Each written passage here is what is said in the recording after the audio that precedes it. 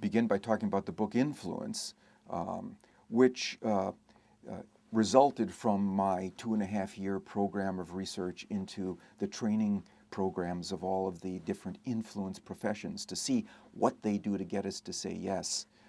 I was surprised by one thing that I encountered in all of these programs. There were only 6 universal principles. Now, there were hundreds, maybe thousands of individual tactics, but only 6 universal principles of influence that seemed to capture the great majority of what all of these individuals were doing.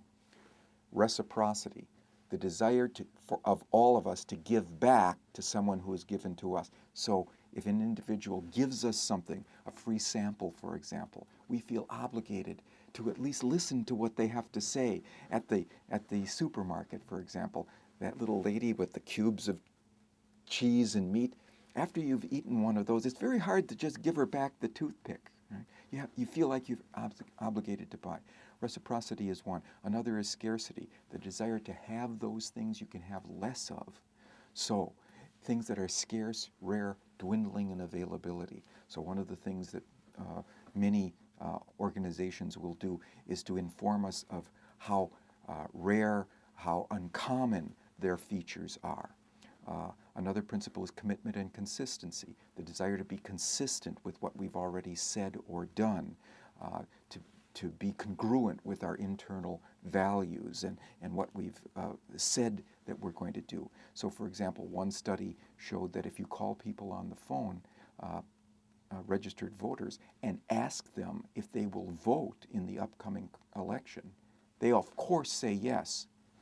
And they now vote significantly more often than if they didn't receive that phone call, getting them to commit to that sort of thing. Another principle is consensus, or what we call social proof, the idea that people want to follow the lead of similar others, people just like them. We've done a study, for example, in hotels. I don't know how much you travel, but when I do, in 70% of the hotels where I stay, there's a little laminated card asking me to reuse my towels and linen. Right? We put different kinds of cards in rooms to see what we could say on the card that would most increase the likelihood that people would say yes. What hotels typically say is, do this for the environment, do this for future generations, or cooperate with us toward this common cause. We added a different sign based on the principle of consensus, that people want to do what everybody else is doing.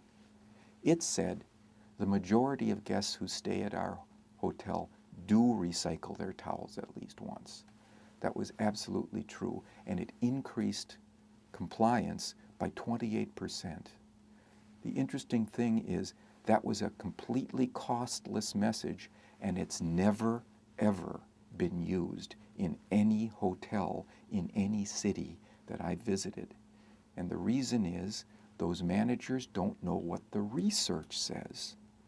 One of the hopes in these books that I've been publishing on the influence process is to allow people outside of the academic community, the non-researchers, who in any meaningful way have paid for this research with their tax dollars, to learn what we found out about them with their money. They're entitled to know what we found out about them with their money. And so that's one of the purposes of the book, to be sure that we present this information to the wider public besides just the academic community in which the work was done.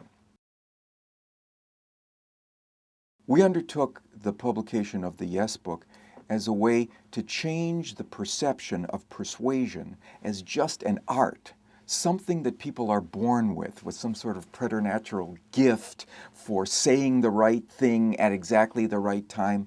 And there are artisans of the persuasion process, no question about it. But it turns out persuasion is also a science.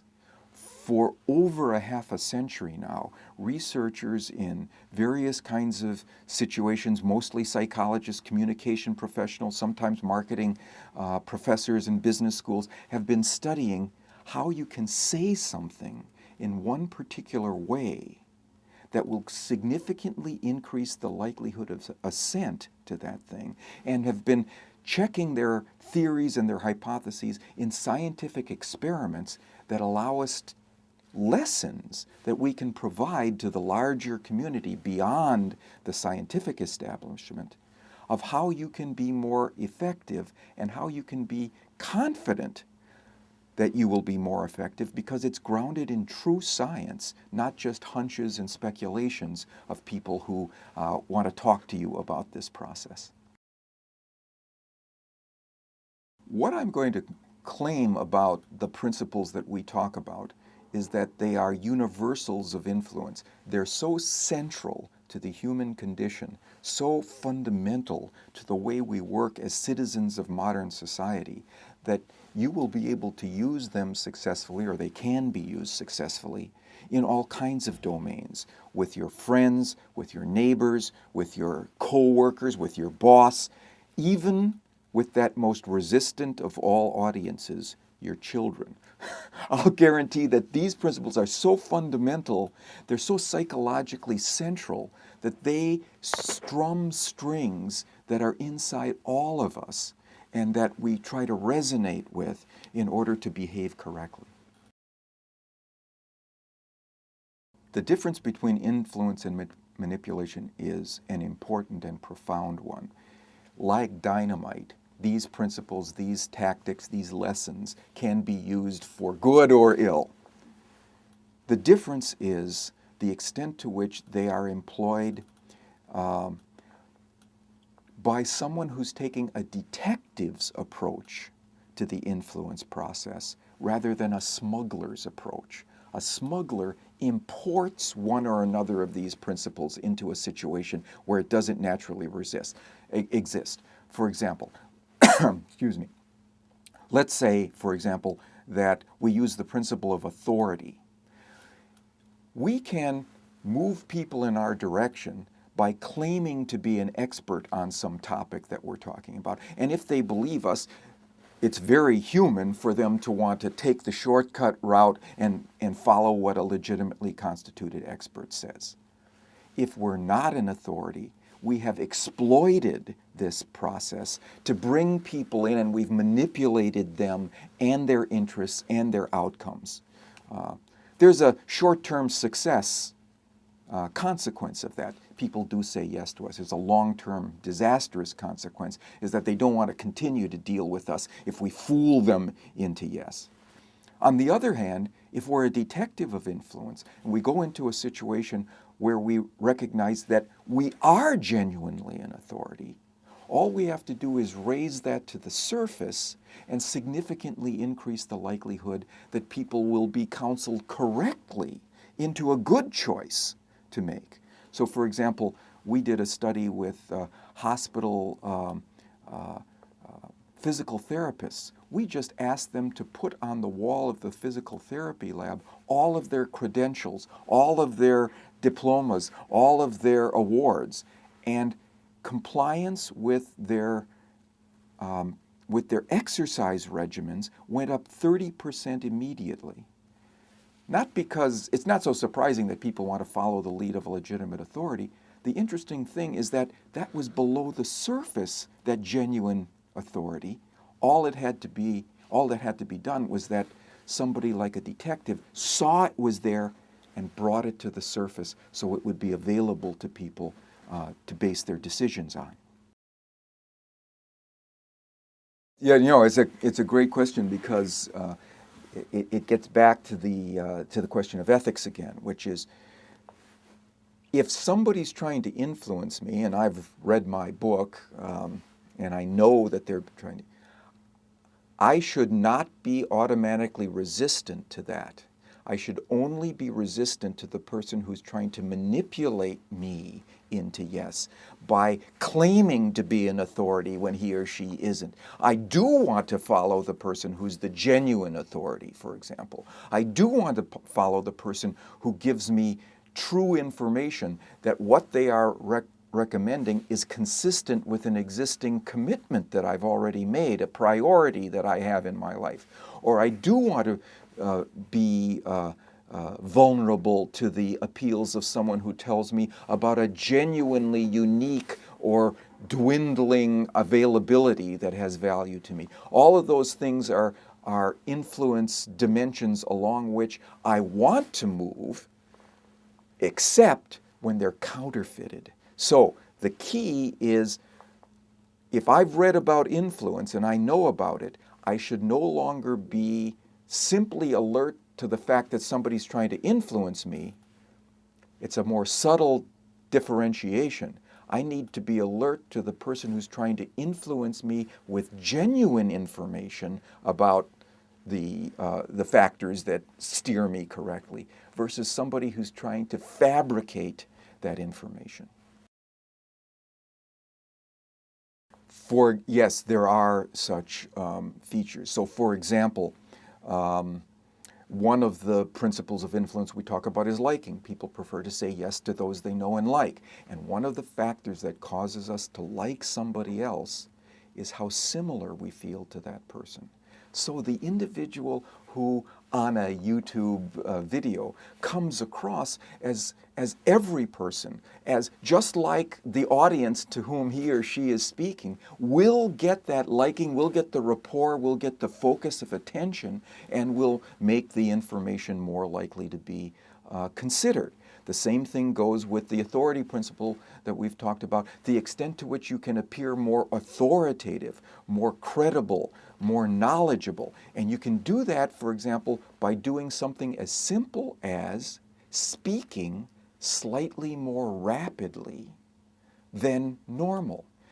We assign greater credibility and knowledge and confidence to people who speak slightly more rapidly than normal. If you speak too quickly, then you look like some salesperson who's trying to pull the wool over their eyes. But slightly more rapidly than normal, you get a sense this person knows what he or she is talking about, and you're more willing to take that information in.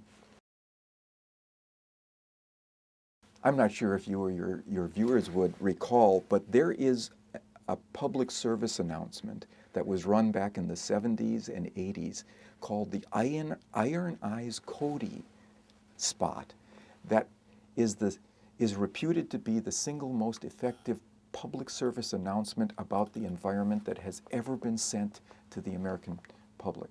It showed a picture of a very stately, buckskin-clad Native American paddling his canoe up a river that floated with various kinds of pollution. He came to the side of the river. The bank was covered with pollution. He came to the side of a road, also littered. A car went by and threw garbage out the window, fast food bag, at his feet. It splattered. The camera panned up, and you saw a tear running down his face. Very powerful message. Don't litter. We have evidence that that message not only may be less than optimal, it may actually be damaging to the goals of the creators of that ad, because the subtext message was, everybody's littering. Everybody does this. And that is a more primitive message than this Native American actor doesn't want you to litter. Right? And we've done studies to show that if somebody watches while someone else litters into an already littered environment, just as what happened in that Iron Eyes Cody spot, it significantly increases the likelihood that observers will litter there. The thing you can do to decrease littering is to have someone litter into a pristine environment. That causes people to say, wait a minute, you are a norm breaker. I don't want to be like you. And they significantly suppress their tendency to litter as a consequence of seeing somebody litter into a clean environment.